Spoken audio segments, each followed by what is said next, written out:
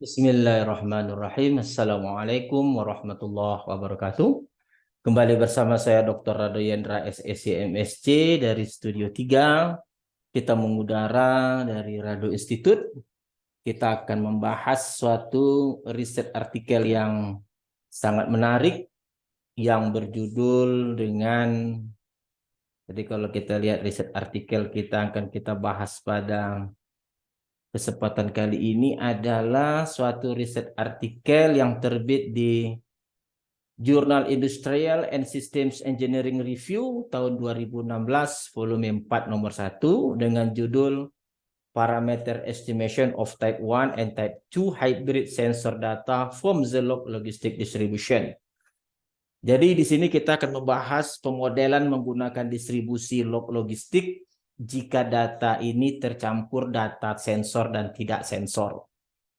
Nah, perlu diketahui bahwa jika pemodelan survival ini seluruhnya data tidak sensor, maka jatuh hukumnya ini pemodelan peluang biasa yang kita lakukan seperti pemodelan sebelumnya untuk kecepatan angin, hujan, dan seterusnya.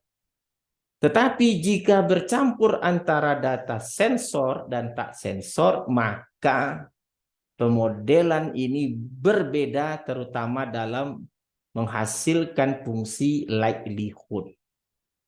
Oke, kita ketahui data sensor dalam analisis survival adalah dapat terjadi dalam dua hal. Pertama, hilangnya sampel pada interval waktu yang diberikan, atau pada akhir interval waktu tadi pasien masih hidup atau tidak terjadi kematian. Itu data sensor. Nah, dalam prakteknya data sensor ini menggunakan tanda plus. Jadi tanda plus data sensor. Kalau dia tidak sensor, data biasa. Oke. Artinya data tak sensor adalah dalam interval waktu yang diberikan setelah diberikan pengobatan pasien mati. Jadi kalau dia waktu intervalnya 1 tahun, dalam waktu 4 bulan dia mati, maka data tak sensornya 4. Oke? Nah, dalam ajian analisis survival, kita mengetahui ada 3 fungsi yang harus diperhatikan, yaitu fungsi densitas peluang. Seperti persamaan satu adalah fungsi densitas log logistik. Persamaan kedua adalah distribution function atau cumulative density function. Lalu ada satu lagi persamaan 3 survivorship function atau S. Datangnya dari 1 dikurang F besar atau 1 dikurang kumulatif. Lalu persamaan keempat hazard function, yaitu density F kecil dibagi dengan S.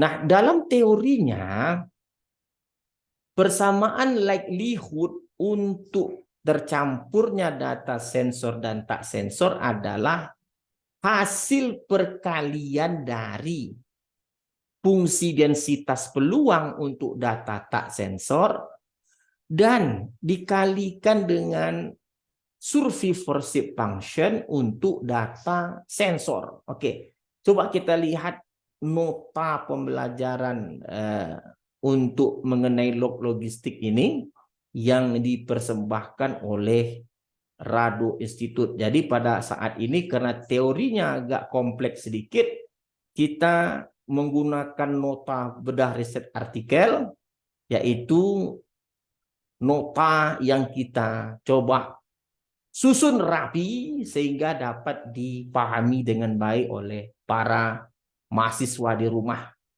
Jadi kalau kita lihat distribusi log logistik ini, likelihood-nya adalah hasil perkalian dari density function untuk data yang tak sensor dikalikan dengan survivorship function untuk data yang sensor. Ingat, data sensor dalam teorinya diberi kode plus.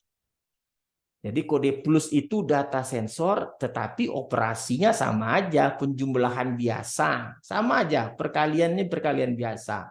Hanya untuk membedakan posisinya.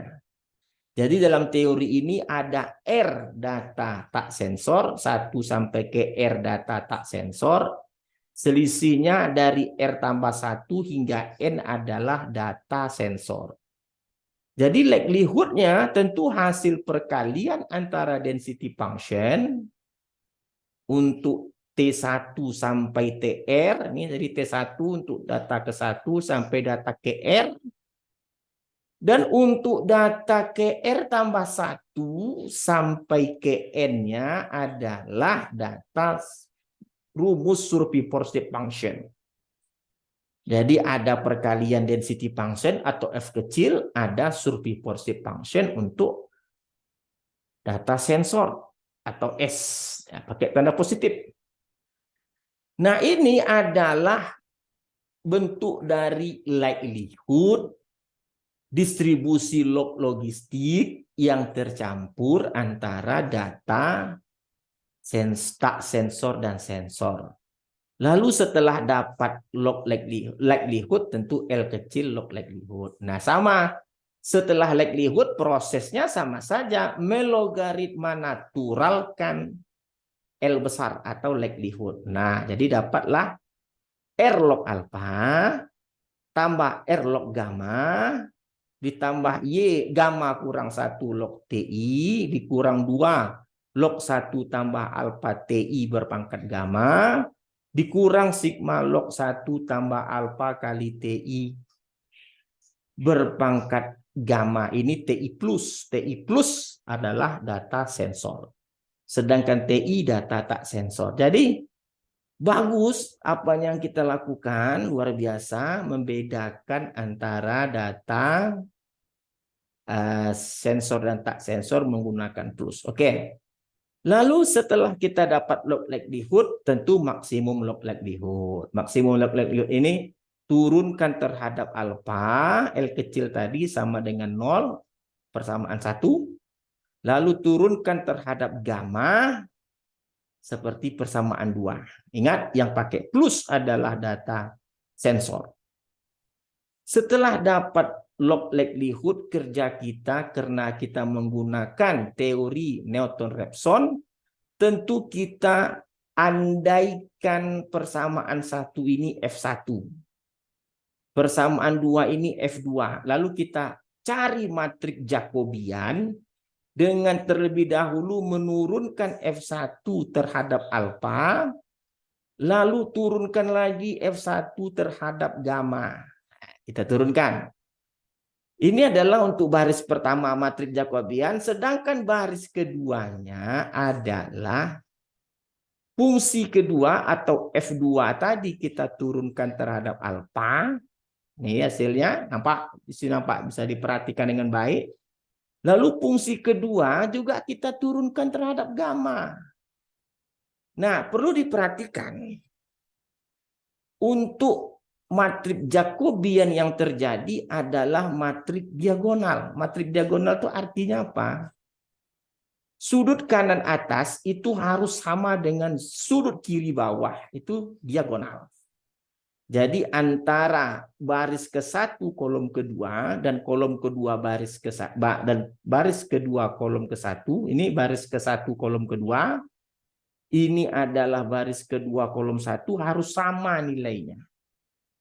Harus sama. Lalu setelah Jacobian dapat, kita lakukan inverse. Nah, dapat inverse. Lalu alfa iterasi ke K tambah 1 adalah alfa iterasi ke K.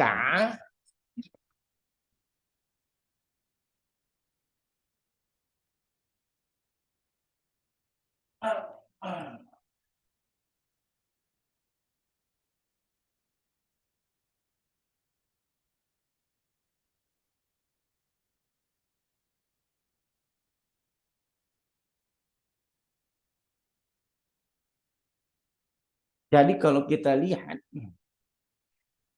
alfa iterasi ke K tambah 1 sama dengan alfa awal atau iterasi ke K dikalikan dengan elemen baris pertama kolom pertama dari inverse matriks J dikali F1 tambah dengan B12 yaitu elemen baris pertama kolom kedua dari inverse matriks J dikali F2. Sedangkan gamma iterasi ke K tambah 1 diperoleh dengan gamma iterasi ke K dikali dengan B21. Ingat, inverse dari J untuk elemen baris kedua kolom 1 dikali F1 dikali dengan B22 F2. Nah, kita akan aplikasikan teori ini menggunakan 19 pasien penyakit kanker yang mana tercampur antara data sensor dan tak sensor. Contoh misalnya pasien ke-1 data tidak sensor. Artinya dalam interval waktu tertentu, dalam satuan waktu 3, entah 3 bulan, entah 3 tahun, pasien mati. Pasien kedua dalam waktu ke-3 plus data sensor, atau hilang dalam peredaran. Data sensor, jadi pasien kedua data sensor, pasien ke-1 tak sensor, pasien ke-3 sampai 6 itu adalah data tak sensor, pasien ke-7 data sensor, 8 sampai 9 tak sensor, data ke-10 sensor, data ke-11 sampai 12 tak sensor, data 13 sampai ke-14 data sensor, data 30 sampai 33 data tak sensor, dan 17 sampai 19 data sensor. Nah, kita ambil nilai awal alfanya 0,2, nilai gamma awalnya 0,1. Tentu kalau alfa awalnya ada, gamma awalnya ada, F1 awal atau F1 mula-mula dapat dicari. Ingat, F1 tadi adalah maksimum likelihood atau turunan L terhadap alfa. Sedangkan F2 turunan L terhadap gamma. Tentu ada nilainya, karena alfanya bernilai, gammanya bernilai, dan ada data-data itu kan T. T-nya itu kan perwakilan dari data ya. Kalau TI plus ya data yang pakai plus-plus saja gitu. Lalu dapatkan nilai-nilai isi dari matriks J tadi, DF turunan F1 terhadap alfa, turunan F1 terhadap gamma, turunan F2 terhadap alfa, dan turunan F2 terhadap gamma. Lalu nyatakan dalam matriks J. Lalu dapatkan inverse. Nah, ingat setelah inverse, ini yang menjadi B11. Dan ini yang menjadi B12. Ini yang menjadi B21. Ini yang menjadi B22. Lalu dapatkanlah untuk alfa iterasi pertama tentu 1 kurang 1 tentu dia menggunakan alfa awal. Dikali B11, dikali F10, dikali B12, dikali F20. Gamma begitu juga, gamma iterasi pertama sama dengan gamma iterasi 0. Kali B21 F10, dikali B22 F0. Sehingga diperolehlah hasil iterasi pertama 0,281 dan seterusnya. Dan gamma iterasi pertama 0,15. Untuk iterasi kedua, tentu iterasi kedua kita memerlukan iterasi 1. Jadi alfa 0 tidak kita pakai lagi. Yang kita pakai adalah alfa iterasi 1 dan gamma iterasi 1. Jadi kalau berubah alfanya tentu F1-nya berubah. Tentu F2-nya juga berubah. Lalu dapatkan kembali nilai Jacobian F1 dan seterusnya. Dapatkan lagi Jacobian, ini matriks Jacobian, dapatkan inverse. Lalu dapatkan lagi alfa iterasi kedua menggunakan alfa iterasi pertama. Tentu B11 yang berbeda. Dikali F1 iterasi 1, B12. Dan gamma iterasi kedua sama dengan gamma iterasi 1 dan seterusnya. Diperolehlah gamma alfa iterasi kedua 0,3. Gamma iterasi kedua 0,2. Dan dengan cara seterusnya kita peroleh iterasi ketiga, ke-7 sampai iterasi ke-15. Dan ingat, dari iterasi ke-12 dia tidak berubah lagi sampai iterasi ke-15. Artinya alfa dan gamma tadi telah konvergen pada satu bilangan. Untuk alfa 0,3505522 dan nilai gammanya 0,20021182. Hai, mantap ternyata. Apa yang kita bicarakan pada saat ini berbeda rasanya dengan yang kemarin-kemarin kita mempertajam dengan R. Karena ada permintaan dari beberapa mahasiswa kita. Perkuat juga dengan manual, ya kita perkuat juga dengan manual. Tapi ke depan kita akan kombinasikan lagi. Nah, bagaimana untuk merekayasa atau mendesain R-nya? Sama saja, kita kan pernah berbicara gamma dengan NR gamma. Hanya tinggal merubah S dan J bar. S-nya itu kan turunan terhadap alfa dan gamma. J bar-nya itu kan sudah ada, matrik 2x2 Jacobian tadi, kan udah kita desain. Hanya tinggal mahasiswa yang mau mengadopsi manual ini ke R, ya mudah caranya, tinggal ambil saja, lalu praktekkan. Nah, saya rasa ini akan menghasilkan hasil yang baik untuk riset-riset mahasiswa Indonesia. Oke, saya rasa Rado Institute bersama Rado Hendra akan terus konsisten menghasilkan karya-karya pembahasan riset-riset artikel yang akan kita share ke dunia maya. Saya Rado Hendra bersama Rado Institute undur diri. Assalamualaikum warahmatullahi wabarakatuh.